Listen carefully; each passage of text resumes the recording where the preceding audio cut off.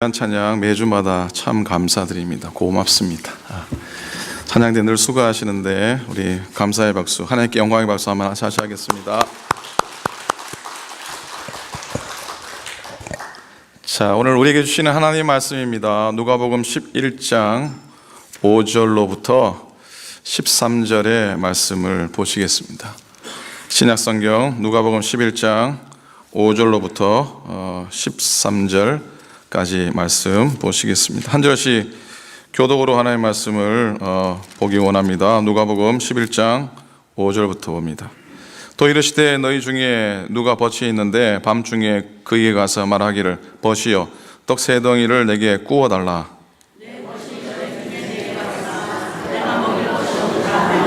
그가 안에서 대답하이르되 나를 괴롭게 하지 말라. 문은 이미 닫혔고 아이들이 나와 함께 침실에 누웠으니 일어나 네게 줄 수가 없노라 하겠느냐.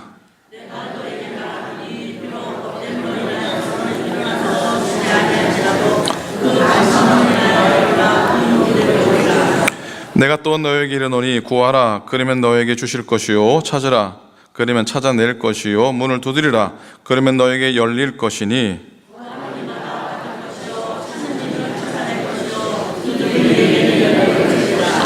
너희 중에 아버지 된 자로서 누가 아들이 생선을 달라 하는데 생선 대신에 뱀을 주며 함께 했습니다. 너희가 악할지라도 좋은 것을 자식에게 줄 줄 알거든 하물며 너희 하늘 아버지께서 구하는 자에게 성령을 주시지 않겠느냐 하시니라. 아멘. 아멘. 한 주간 평안하셨습니까? 옆에 계신 분한테 한번 인사하는데 참 잘 오셨습니다. 보고 싶었습니다. 한번 인사합니다. 잘 오셨습니다. 보고 싶었습니다. 예. 저는 안 보고 싶었나 보죠. 아무도 저한테 인사를 안 하시. 한번 따라 하시겠습니까? 모든 것은 기도에서 시작됩니다. 한 번 더요. 모든 것은 기도에서 시작됩니다. 아멘. 사순절을 한마디로 정리하면은 사순절은 예수 그리스도의 고난과 죽음을 묵상하면서 보내는 기간이지요. 주님의 고난에 참여하고 우리의 교만을 꺾고 겸손한 믿음을 가지고 또 고난과 아픔과 구제와 자선을 통해서 더욱 믿음으로 나아가는 그런 시간이기도 합니다. 지지난주의 말씀에 이어집니다. 산상수훈 말씀 마태복음 가운데 6장에 보면은 사순절에 교회가 전통적으로 지켜왔고 오늘도 여전히 행해지고 있는 세 가지 권고 사항이 있습니다. 금식과 기도와 그리고 자선이죠. 구제죠. 여러분, 인간이 스스로 죽여야 할 것, 죄의 세 가지 뿌리가 있는데 하나는 육체의 욕망이고요, 하나는 교만이고요, 하나는 돈입니다. 금식은 그런데 육체를 이기기 위한 아주 좋은 방법입니다. 금식은 육체의 욕망을 꺾는 아주 중요한 소중한 방법이고요. 기도는 겸손의 표시이기도 합니다. 기도하면 엎드릴 수밖에 없죠. 기도하면은 납작 엎드리게 되죠. 그리고 자선은, 구제는 돈의 욕심을 이기는 사랑의 행위인 겁니다. 자, 오늘은 두 번째 기도에 대해서 말씀을 나누기 원합니다. 자, 오늘 본문의 말씀을 보면서 잠시 이런 생각을 해봅니다. 기도는 하나님의 뜻에 합당한 필요를 구해야 하는 거구나라는 걸 깨닫게 됩니다. 자, 누구의 뜻에 합당한 거요? 하나님의 뜻에 합당한 필요를 구하는 것이 기도인 것이다. 오늘 말씀을 통해 받게 됩니다. 본문에 나오는 한 친구가 다른 친구를 찾아가 급히 문을 두드립니다.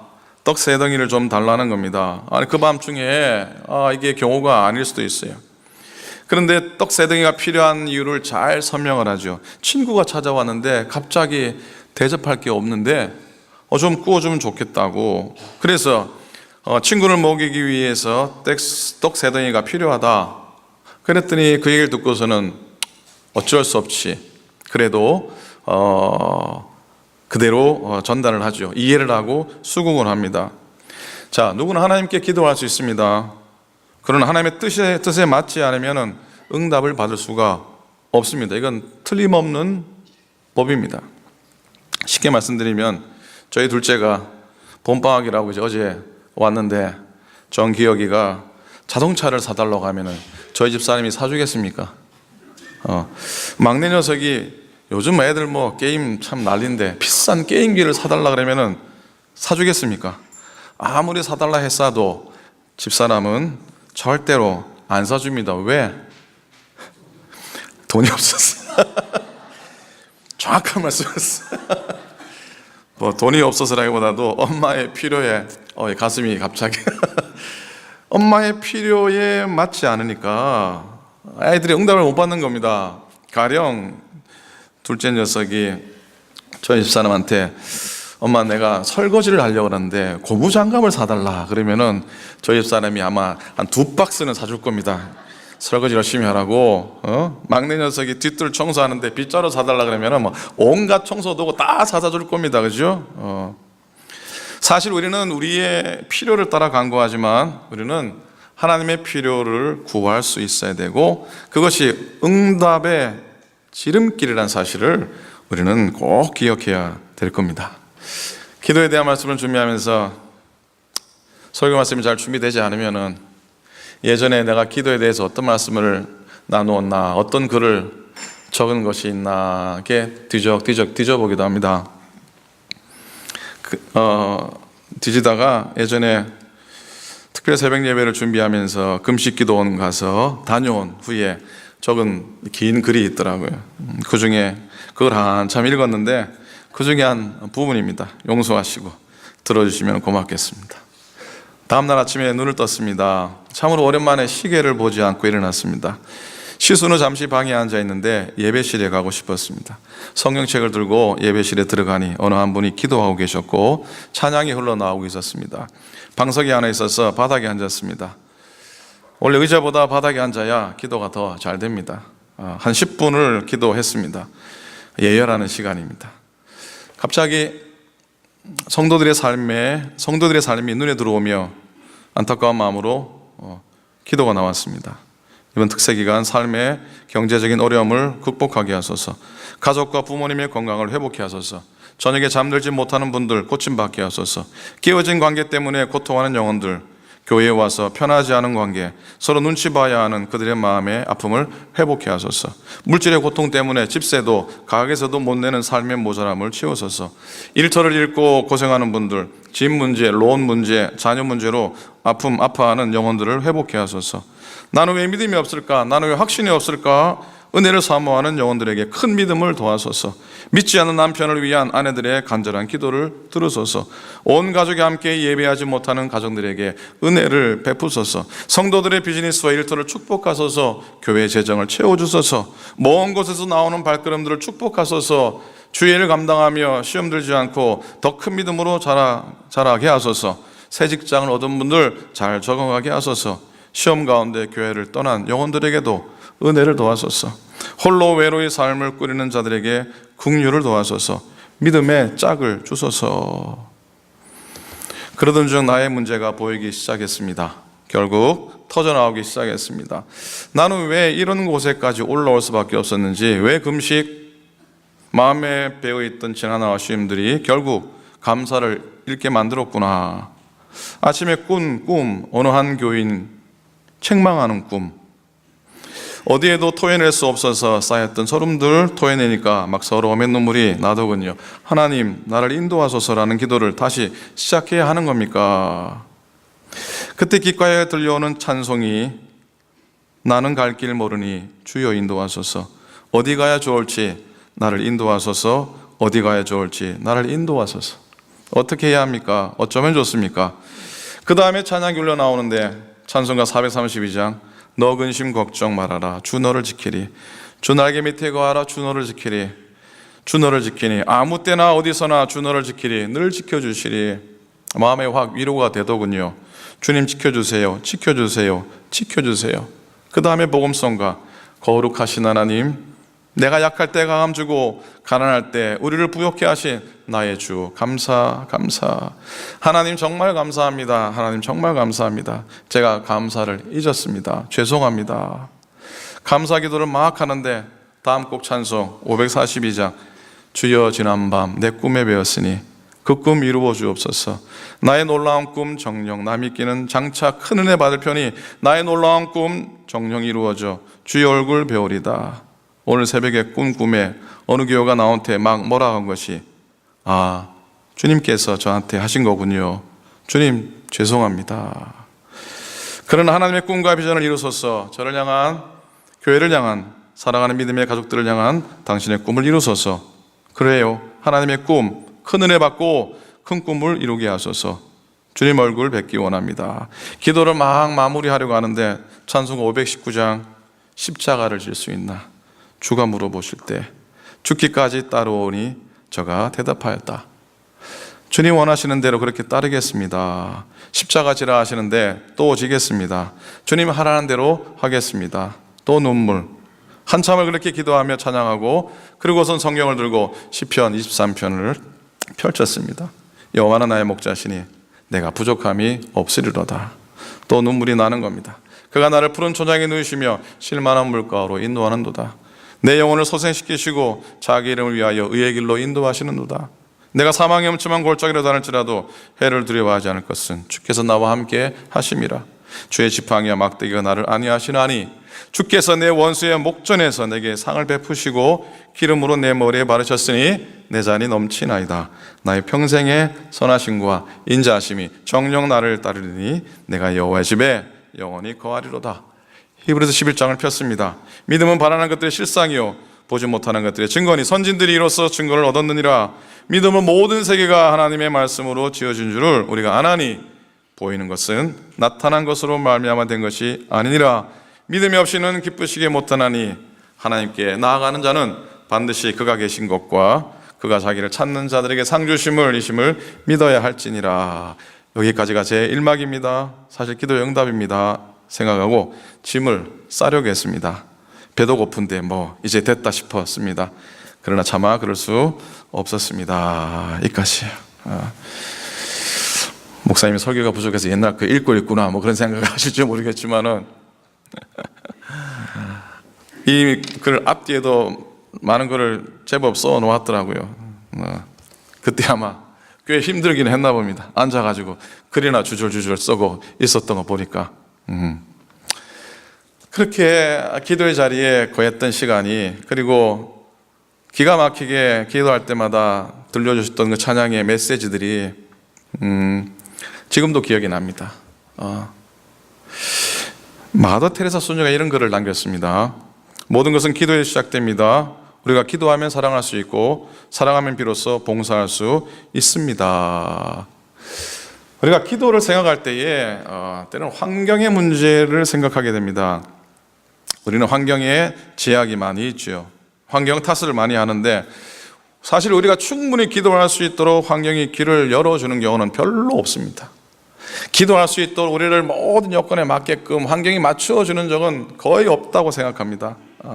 물론 영향을 전혀 받지 않을 수는 없지만 기도하지 못하는 이유는 순전히 환경 때문이 아니에요. 실제로 그것보다 더 근본적인 이유가 있는데 그건 내면적인 이유입니다.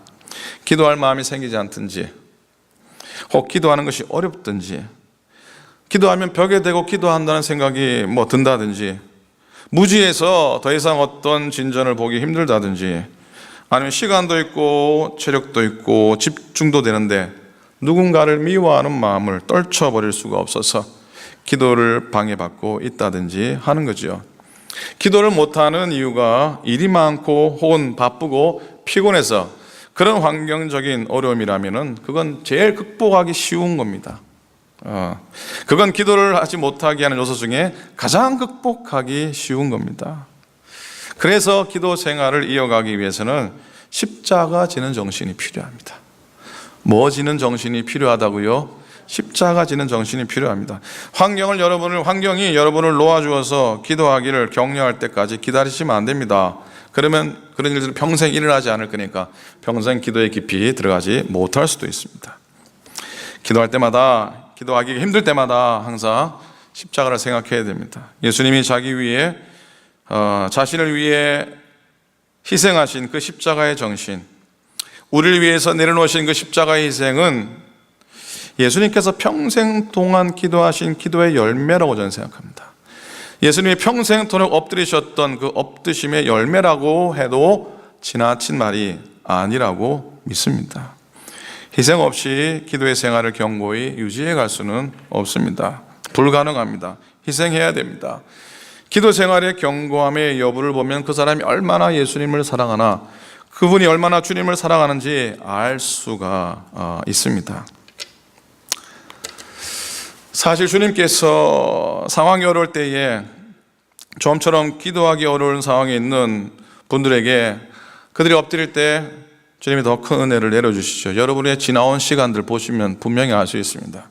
지나온 시간들을 보면 마음으로나 상황으로나 기도하기가 마뜩치 않고 참 어려운 그런 상황인데, 그래도 주님께 의지하는 것 말고 내게 무슨 희망이 있으랴, 주님께 의지하는 것 외에 내게 또 다른 그 무엇이 어디 있으랴, 그러면서 매달렸던 시간들이 있었습니다. 그 매달렸던 시간들 때문에 내게 베푸신 은혜가 귀했고 놀라웠고 그 은혜가 특별했던 줄로 믿습니다. 공감하시겠지만 신앙생활하면서 기도가 중요하다는 것을 깨닫게 됩니다. 기도는 왜냐하면 하나님과 교제하는 것이죠. 하나님은 영이시니 하나님과 통하려면 영으로 할 수밖에 없고 그 방법은 기도인 것이죠. 여러분, 기도가 책 많이 읽는다고 기도하는 법, 기도는 이렇게 기도하라, 책을 많이 읽는다고 이런 영적인 교제, 교통이 있는 건 아닙니다. 단지 성경 공부 많이 한다고 생겨나요? 아니잖아요. 성경 아무리 많이 읽고 신학교를 스스로 개파하고 졸업해 보세요. 그것 가지고는 안 되는 겁니다. 그냥 기도를 다시 시작하는 겁니다. 그냥 기도를 시작하는 겁니다. 기도라고 하는 거룩한 습관을 한번 가져보는 겁니다. 쉽지 않습니다. 그러나 다시 기도하는 법을 배워가는 겁니다. 가르쳐 달라고 주님께 간구해 보는 겁니다. 하나님, 나에게 기도하는 법을 가르쳐 주십시오. 사실 그 기도의 제목은 평생 해야 된다고 저는 생각합니다. 우리의 환경과 여건에 맞추어서 기도의 습관을 한번 들여보는 겁니다. 가능하면 교회 와서 엎드리는 것 좋지만, 그게 힘들다면 내가 처한 곳에서, 가정에서, 일터에서 하나님과 교제하는 기도의 짧은 시간들을 가졌으면 좋겠습니다. 기도 역사가 여러분 가운데 일어나게 될 줄로 믿습니다. 아멘입니까? 학자의 말에 의하면은 습관을 바꾸는 데는 어느 정도의 시간이 필요할 것 같습니까? 예? 예, 습관을 들이는데, 습관을 바꾸는 데는 한 21일 정도면 된답니다. 생각보다 짧죠? 제 말이 아닙니다. 어떤 분이, 많은 분이 그러세요. 석주면 족하답니다. 석주면은 습관을 들이기에 비교적 이런 시간이라 그럽니다. 근데 이 석주라고 하는 21일이라고 하는 숫자는 사실 마법의 숫자도 아닙니다.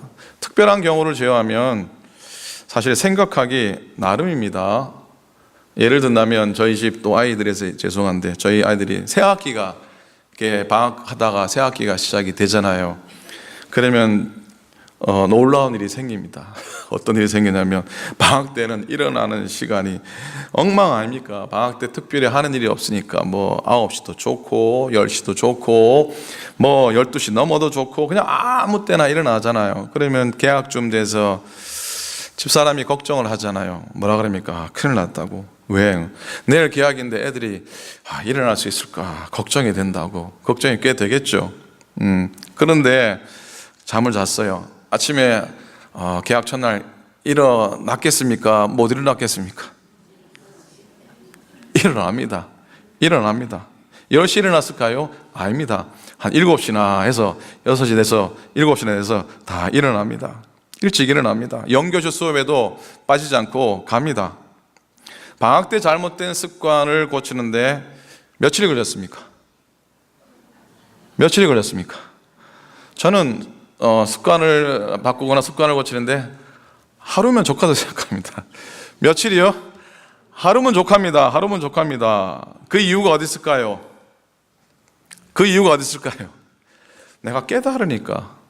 내가 깨달으니까 하루면 족한 겁니다. 하루면 족한 거예요. 어제까지는 내가 11시까지 잤지만 내일은 학교 가야 되니까 7시에 일어나야 되는구나. 애가 깨달으니까 벌떡벌떡 일어나는 거예요.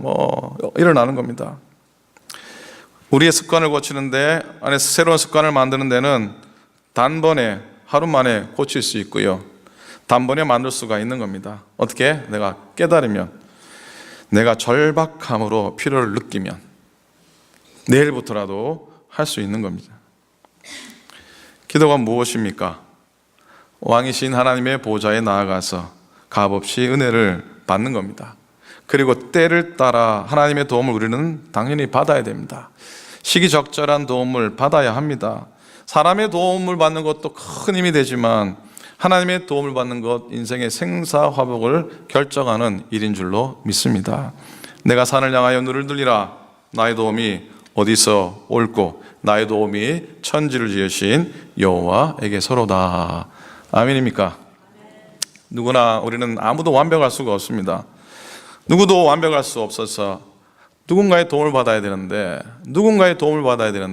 이왕이면 절대자 대신 온전한 그분 하나님의 도움을 받으며 살아갈 수 있기를 간절히 부탁을 드립니다.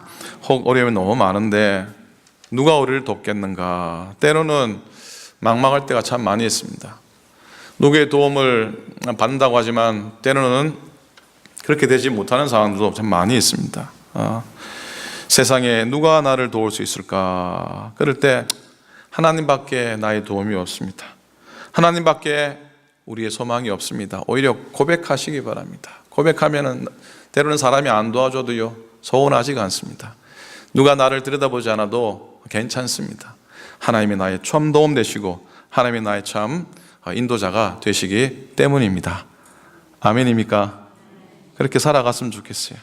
하나님의 긍휼하심으로 우리에게 시기적절한 도움을 주시는 하나님, 은혜의 보좌를 바라볼 수 있기를 바랍니다.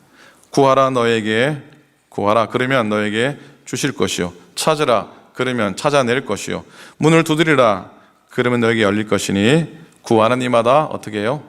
구하는 이마다 받을 것이요 찾는 이는 찾아낼 것이요 두드리는 이에게는 어떻게 된다고요? 열릴 것이니라 그랬습니다.